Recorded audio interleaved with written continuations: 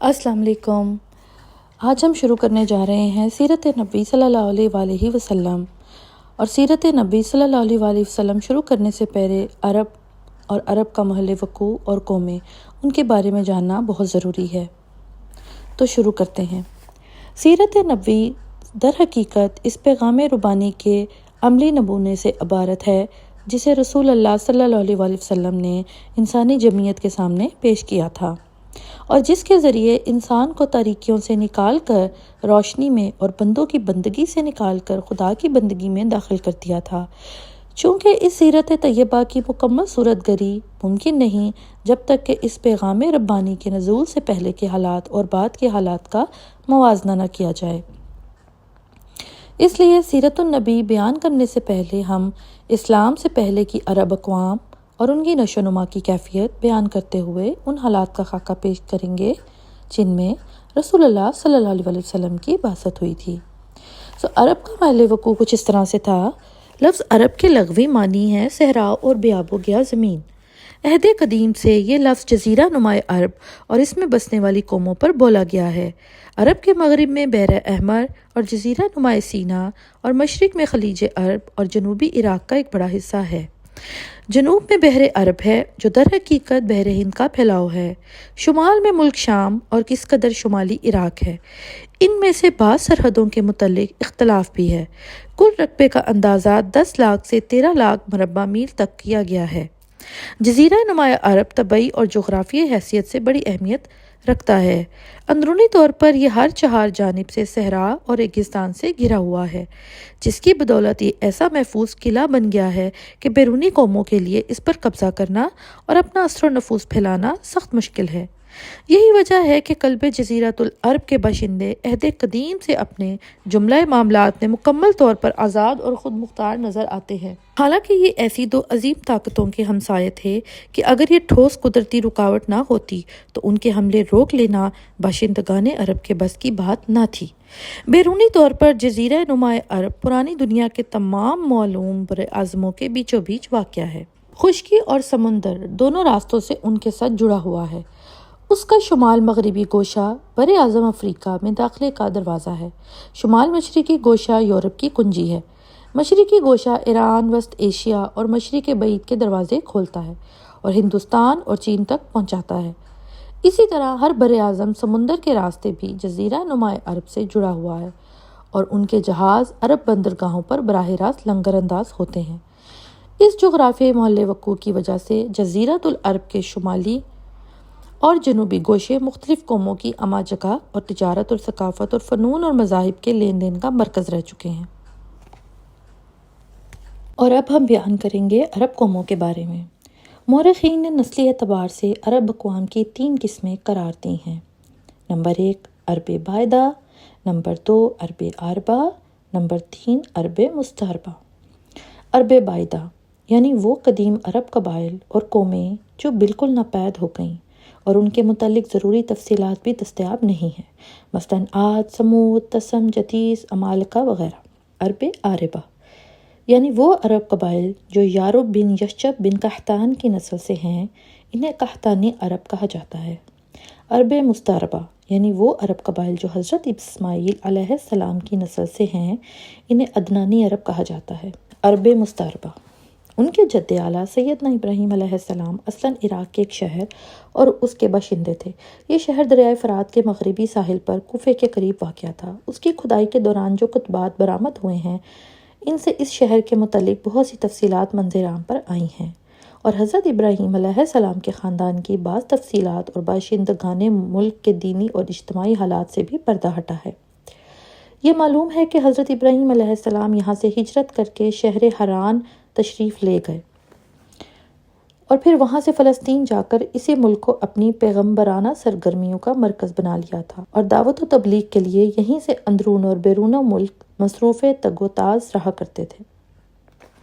ایک بار آپ مصر تشریف لے گئے۔ فرعون نے آپ کی بیوی حضرت سارہ علیہ السلام کی کیفیت سنی تو ان کے بارے میں بدنیت ہو گیا اور اپنے دربار میں برے ارادے سے بلایا، لیکن اللہ نے حضرت سارہ علیہ السلام کی دعا کے نتیجے میں غیبی طور پر فرعون کی ایسی گرفت کی کہ وہ ہاتھ پاؤں مارنے اور پھینکنے لگا۔ اس کی نیت بد اس کے منہ پر مار دی گئی اور وہ حادثے کی نوعیت سے سمجھ گیا کہ حضرت سارہ علیہ السلام اللہ تعالیٰ کی نہایت خاص اور مقرب بندی ہیں، اور وہ حضرت سارہ کی اس خصوصیت سے اس قدر متاثر ہوا کہ اپنی بیٹی ہاجرہ کو ان کی خدمت میں دے دیا۔ پھر حضرت سارہ نے حضرت ہاجرہ کو حضرت ابراہیم علیہ السلام کی زوجیت میں دے دیا۔ حضرت ابراہیم علیہ السلام حضرت سارہ علیہ السلام اور حضرت ہاجرہ کو ہمراہ لے کر فلسطین واپس تشریف لائے۔ پھر اللہ تعالیٰ نے ابراہیم علیہ السلام کو ہاجرہ علیہ السلام کے بطن سے ایک فرزند ارجمند اسماعیل علیہ السلام عطا فرمایا، لیکن اس پر حضرت سارہ علیہ السلام کو جو بے اولاد تھی بڑی غیرت آئی اور انہوں نے حضرت ابراہیم علیہ السلام کو مجبور کیا کہ حضرت ہاجرہ علیہ السلام کو ان کے نوزائیدہ بچے سمیت جلا وطن کر دے۔ حالات نے ایسا رخ اختیار کیا کہ انہیں حضرت سارہ علیہ السلام کی بات ماننی پڑی اور وہ حضرت ہاجرہ علیہ السلام اور حضرت اسماعیل علیہ السلام کو ہمراہ لے کر حجاز تشریف لے گئے اور وہاں ایک بے آب و گیا وادی میں بیت اللہ شریف کے قریب ٹھہرا دیا۔ اس وقت بیت اللہ شریف نہ تھا، صرف ٹیلے کی طرح ابری ہوئی زمین تھی۔ سیلاب آتا تھا تو دائیں بائیں سے کترا کر نکل جاتا تھا۔ وہیں مسجد حرام کے بالائی حصے میں زمزم کے پاس ایک بہت بڑا درخت تھا۔ آپ نے اسی درخت کے پاس حضرت ہاجرہ اور حضرت اسماعیل علیہ السلام کو چھوڑا تھا۔ اس وقت مکہ میں نہ پانی تھا نہ آدم اور آدمزاد، اس لیے حضرت ابراہیم علیہ السلام نے ایک توشہ دان میں کھجور اور ایک مشکیزے میں پانی رکھ دیا۔ اس کے بعد فلسطین واپس چلے گئے، لیکن چند ہی دن میں کھجور اور پانی ختم ہو گیا اور سخت مشکل پیش آئی، مگر اس مشکل وقت پر اللہ کے فضل سے زمزم کا چشمہ پھوٹ پڑا اور ایک عرصے تک کے لیے سامان رزق اور متاع حیات بن گیا۔ کچھ عرصے بعد یمن سے ایک قبیلہ آیا جسے تاریخ میں جرہم ثانی کہا جاتا ہے۔ یہ قبیلہ اسماعیل علیہ السلام کی ماں سے اجازت لے کر مکہ میں ٹھہر گیا۔ کہا جاتا ہے کہ یہ قبیلہ پہلے مکہ کی گرد و پیش کی وادیوں میں سکونت پذیر تھا۔ صحیح بخاری میں اتنی صراحت موجود ہے کہ رہائش کی غرض سے یہ لوگ مکہ میں حضرت اسماعیل علیہ السلام کی آمد کے بعد اور ان کے جوان ہونے سے پہلے وارد ہوئے تھے، لیکن اس وادی سے ان کا گزر اس سے پہلے بھی ہوا کرتا تھا۔ حضرت ابراہیم علیہ السلام اپنے متروکات کی نگہداشت کے لیے وقتاً فوقتاً مکہ تشریف لایا کرتے تھے، لیکن یہ معلوم نہ ہو سکا کہ اس طرح ان کی آمد کتنی بار ہوئی۔ البتہ تاریخی ماخذ میں 4 بار ان کی آمد کی تفصیل محفوظ ہے، جو یہ ہے: نمبر 1، قرآن مجید میں بیان کیا گیا ہے کہ اللہ تعالیٰ نے حضرت ابراہیم علیہ السلام کو خواب میں دکھلایا کہ وہ اپنے صاحبزادے حضرت اسماعیل علیہ السلام کو ذبح کر رہے ہیں۔ یہ خواب ایک طرح کا حکم الہی تھا اور باپ بیٹے دونوں اس حکم الہی کی تعمیل کے لیے تیار ہو گئے، اور جب دونوں نے سر تسلیم خم کر دیا اور باپ نے بیٹے کو پیشانی کے بل لٹا دیا تو اللہ نے پکارا، اے ابراہیم، تم نے خواب کو سچ کر دکھایا، ہم نیکوکاروں کو اسی طرح بدلہ دیتے ہیں۔ یقیناً یہ ایک کھلی ہوئی آزمائش تھی اور اللہ نے انہیں فدیے میں ایک عظیم ذبیحہ عطا فرمایا۔ مجموعہ بائبل کی کتاب پیدائش میں مذکور ہے کہ حضرت اسماعیل علیہ السلام حضرت اسحاق علیہ السلام سے 13 سال بڑے تھے، اور قرآن کا سیاق بتلاتا ہے کہ یہ واقعہ حضرت اسحاق علیہ السلام کی پیدائش سے پہلے پیش آیا تھا، کیونکہ پورا واقعہ بیان کر چکنے کے بعد حضرت اسحاق علیہ السلام کی پیدائش کی بشارت کا ذکر ہے۔ اس واقعے سے ثابت ہوتا ہے کہ حضرت اسماعیل علیہ السلام کے جوان ہونے سے پہلے کم از کم ایک بار حضرت ابراہیم علیہ السلام نے مکہ کا سفر ضرور کیا تھا۔ بقیہ 3 سفروں کی تفصیل صحیح بخاری کی ایک طویل روایت میں ہے جو ابن عباس رضی اللہ عنہ سے مرفوعاً مروی ہے۔ اس کا خلاصہ یہ ہے: نمبر 2، حضرت اسماعیل علیہ السلام جب جوان ہو گئے، جرہم سے عربی سیکھ لی اور ان کی نگاہوں میں جچنے لگے تو ان لوگوں نے اپنے خاندان کی ایک خاتون سے آپ علیہ السلام کی شادی کر دی۔ اسی دوران حضرت ہاجرہ کا انتقال ہو گیا۔ ادھر حضرت ابراہیم علیہ السلام کو خیال ہوا کہ اپنا ترکہ دیکھنا چاہیے، چنانچہ وہ مکہ تشریف لے گئے، لیکن حضرت اسماعیل علیہ السلام سے ملاقات نہ ہوئی۔ بہو سے حالات دریافت کیے، اس نے تنگ دستی کی شکایت کی۔ آپ علیہ السلام نے وصیت کی کہ اسماعیل علیہ السلام آئیں تو کہنا اپنے دروازے کی چوکٹ بدل دیں۔ اس وصیت کا مطلب حضرت اسماعیل علیہ السلام سمجھ گئے، بیوی کو طلاق دے دی اور ایک دوسری عورت سے شادی کر لی جو جرہم کے سردار مزاز بن عمرو کی صاحبزادی تھی۔ نمبر 3، اس دوسری شادی کے بعد ایک بار پھر حضرت ابراہیم علیہ السلام مکہ تشریف لے گئے، مگر اس دفعہ بھی حضرت اسماعیل علیہ السلام سے ملاقات نہ ہوئی۔ بہو سے احوال دریافت کیے تو اس نے اللہ کی حمد و ثنا کی۔ آپ نے وصیت کی کہ اسماعیل علیہ السلام اپنے دروازے کی چوکٹ برقرار رکھیں اور فلسطین واپس ہو گئے۔ اس کے بعد پھر تشریف لائے تو اسماعیل علیہ السلام زمزم کے قریب درخت کے نیچے تیر گھڑ رہے تھے۔ دیکھتے ہی لپک پڑے اور وہی کیا جو ایسے موقع پر ایک باپ اپنے بیٹے کے ساتھ اور بیٹا باپ کے ساتھ کرتا ہے۔ یہ ملاقات اتنے طویل عرصے کے بعد ہوئی تھی کہ ایک نرم دل اور شفیق باپ اپنے بیٹے سے، ایک اطاعت شعار بیٹا اپنے باپ سے بمشکل ہی اتنی لمبی جدائی برداشت کر سکتا ہے۔ اسی دفعہ دونوں نے مل کر خانہ کعبہ تعمیر کیا، بنیاد کھود کر دیواریں اٹھائیں، اور ابراہیم علیہ السلام نے ساری دنیا کے لوگوں کو حج کے لیے آواز دی۔ اللہ تعالیٰ نے مزاج کی صاحبزادی سے اسماعیل علیہ السلام کو 12 بیٹے عطا فرمائے، جن کے نام یہ ہیں: نابت یا نبایوت، کیدار، ادبائیل، مبشام، مشمع، دوما، میشا، حدد، تیما، یتور، نفیس، قیدمان۔ ان 12 بیٹوں سے 12 قبیلے وجود میں آئے اور سب نے مکہ ہی میں بود و باش اختیار کی۔ ان کی معیشت کا دار و مدار زیادہ تر یمن اور مصر و شام کی تجارت پر تھا۔ بعد میں یہ قبائل جزیرۃ العرب کے مختلف اطراف میں بلکہ بیرون عرب بھی پھیل گئے اور ان کے حالات زمانے کی دبیز تاریکیوں میں دب کر رہ گئے۔ صرف نابت اور کیدار کی اولاد اس گمنامی سے مستثنیٰ ہیں۔ نبطیوں کے تمدن کو شمالی حجاز میں فروغ اور عروج حاصل ہوا۔ انہوں نے ایک طاقتور حکومت قائم کر کے گرد و پیش کے لوگوں کو اپنا گزار بنا لیا۔ پتروان ان کا دارالحکومت تھا، کسی کو ان کے مقابلے کی تاب نہ تھی۔ پھر رومیوں کا دور آیا اور انہوں نے نبطیوں کو قصہ پارینہ بنا دیا۔ مولانا سید سلیمان ندوی رحمۃ اللہ علیہ نے ایک دلچسپ بحث اور گہری تحقیق کے بعد ثابت کیا ہے کہ آل غسان اور انصار یعنی اوس اور خزرج قحطانی عرب نہ تھے، بلکہ اس علاقے میں نابت بن اسماعیل علیہ السلام کی جو نسل بچی کچی رہ گئی تھی وہی تھے۔ کیدار بن اسماعیل علیہ السلام کی نسل مکہ ہی میں پھلتی پھولتی رہی، یہاں تک کہ عدنان اور پھر ان کے بیٹے معد کا زمانہ آ گیا۔ عدنانی عرب کا سلسلہ نسب صحیح طور پر یہیں تک محفوظ ہے۔ عدنان نبی صلی اللہ علیہ وسلم کے سلسلہ نسب میں 21ویں پشت پر پڑتے ہیں۔ بعض روایتوں میں بیان کیا گیا ہے کہ آپ صلی اللہ علیہ وآلہ وسلم جب اپنا سلسلہ نسب ذکر فرماتے تو عدنان پر پہنچ کر رک جاتے اور آگے نہ بڑھتے۔ فرماتے کہ ماہرین انساب غلط کہتے ہیں۔ علماء کی ایک جماعت کا خیال ہے کہ عدنان سے آگے بھی سلسلہ بیان کیا جا سکتا ہے۔ انہوں نے اس روایت کو ضعیف قرار دیا ہے۔ ان کی تحقیق کے مطابق عدنان اور حضرت ابراہیم علیہ السلام کے درمیان 40 پشتیں ہیں۔ بہرحال معد کے بیٹے نزار سے، جن کے متعلق کہا جاتا ہے کہ ان کے علاوہ معد کی کوئی اولاد نہ تھی، کئی خاندان وجود میں آئے۔ در حقیقت نزار کے 4 بیٹے تھے اور ہر بیٹا ایک بڑے قبیلے کی بنیاد ثابت ہوا۔ چاروں کے نام یہ ہیں: ایاد، انمار، ربیہ اور مضر۔ ان میں سے مؤخر الذکر 2 قبیلوں کی شاخیں اور شاخوں کی شاخیں بہت زیادہ ہوئیں۔ چنانچہ ربیہ سے اسد بن ربیہ، انزا بن عبدالقیس، وائل، بکر، تغلب اور بنو حنیفہ وغیرہ وجود میں آئے۔ مضر کی اولاد 2 بڑے قبیلوں میں تقسیم ہوئی۔ نمبر 1 قیس اعلان بن مضر، نمبر 2 الیاس بن مضر۔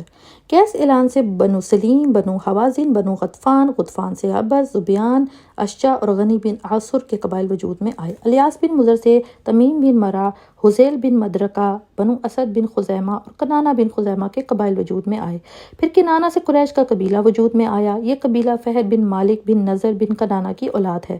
پھر قریش بھی مختلف شاخوں میں تقسیم ہوئے۔ مشہور قریشی شاخوں کے نام یہ ہیں: جمح، سہم، عدی، مخزوم، تیم، زہرہ، قصہ بن کلاب کے خاندان یعنی عبد الدار، اسد بن عبد العزا اور عبد مناف۔ یہ تینوں قصی کے بیٹے تھے۔ ان میں سے عبد مناف کے 4 بیٹے ہوئے، جن سے 4 ذیلی قبیلے وجود میں آئے، یعنی عبد شمس، نوفل، مطلب اور ہاشم۔ انہی ہاشم کے نسل سے اللہ تعالیٰ نے ہمارے حضور محمد صلی اللہ علیہ وآلہ وسلم کا انتخاب فرمایا۔ رسول اللہ صلی اللہ علیہ وسلم کا ارشاد ہے کہ اللہ تعالیٰ نے ابراہیم علیہ السلام کی اولاد میں سے اسماعیل علیہ السلام کا انتخاب فرمایا، اور پھر اسماعیل علیہ السلام کی اولاد میں سے کنانہ کو منتخب کیا اور کنانہ کی نسل سے قریش کو چنا، پھر قریش میں سے بنو ہاشم کا انتخاب کیا اور بنو ہاشم میں سے میرا انتخاب کیا۔ ابن عباس رضی اللہ تعالیٰ عنہ کا بیان ہے کہ رسول اللہ صلی اللہ علیہ وآلہ وسلم نے فرمایا، اللہ تعالیٰ نے خلق کی تخلیق فرمائی تو مجھے سب سے اچھے گروہ میں بنایا، پھر ان کے بھی 2 گروہوں میں سے زیادہ اچھے گروہ کے اندر رکھا، پھر قبائل کو چنا تو مجھے سب سے اچھے قبیلے کے اندر بنایا، پھر گھرانوں کو چنا، مجھے سب سے اچھے گھرانے میں بنایا، لہٰذا میں اپنی ذات کے اعتبار سے بھی سب سے اچھا ہوں اور اپنے گھرانے کے اعتبار سے بھی سب سے بہتر ہوں۔ بہرحال عدنان کی نسل جب زیادہ بڑھ گئی تو وہ چارے پانی کی تلاش میں عرب کے مختلف اطراف میں بکھر گئی۔ چنانچہ قبیلہ عبد قیس نے، بکر بن وائل کی کئی شاخوں نے اور بنو تمیم کے خاندانوں نے بحرین کا رخ کیا اور اس علاقے میں جا بسے۔ بنو حنیفہ بن صعب بن علی بن بکر نے یمامہ کا رخ کیا اور اس کے مرکز ہجر میں سکونت پذیر ہو گئے۔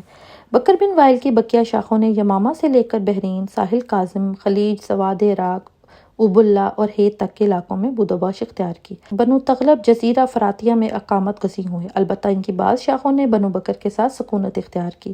بنو تمیم نے بادیہ بصرہ کو اپنا وطن بنایا۔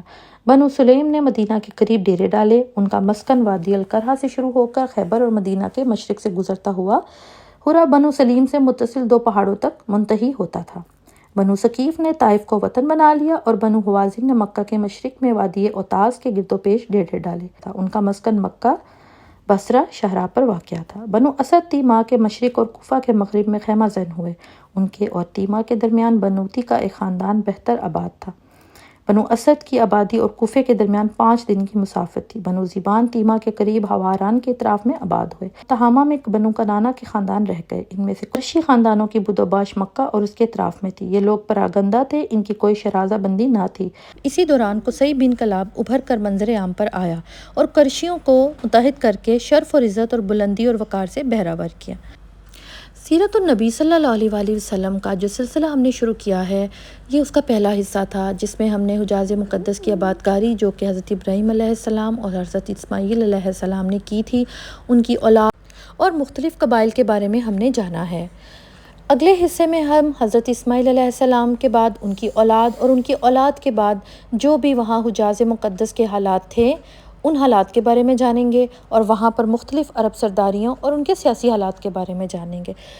سیرت النبی صلی اللہ علیہ وآلہ وسلم کو سمجھنے کے لیے اور اس کو جاننے کے لیے پہلے موجود ان کے سیاسی حالات، ان کے تمدنی حالات، ان کی ثقافت اور ان کے اخلاقی حالات کے بارے میں جاننا بہت ضروری ہے، تاکہ ہم لوگوں کو اس بات کا اندازہ ہو سکے کہ ہمارے نبی صلی اللہ علیہ وآلہ وسلم کس قسم کی قوم میں مبعوث ہوئے تھے، کس قسم کے خطے میں مبعوث ہوئے تھے، اور وہاں پر آپ نبی صلی اللہ علیہ وسلم کو مبعوث کرنے کا اللہ تعالیٰ کا مقصد کیا تھا۔